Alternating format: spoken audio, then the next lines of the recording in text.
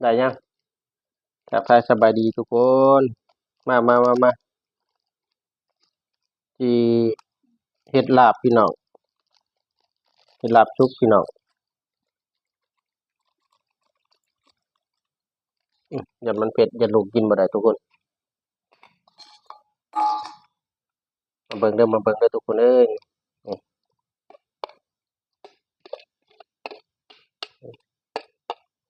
ใส่หมดเลย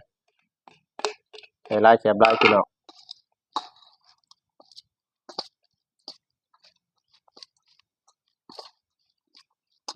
ใส่น้อยแซ่บน้อย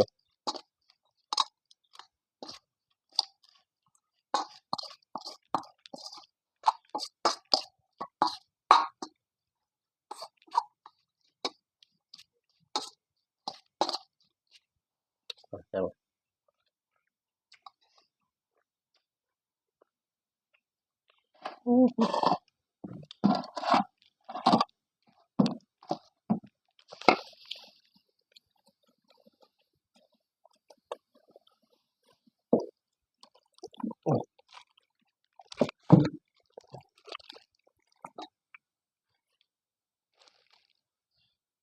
มีดพอเนี่ยนะมาถ่ายดีๆติปิดแล้ว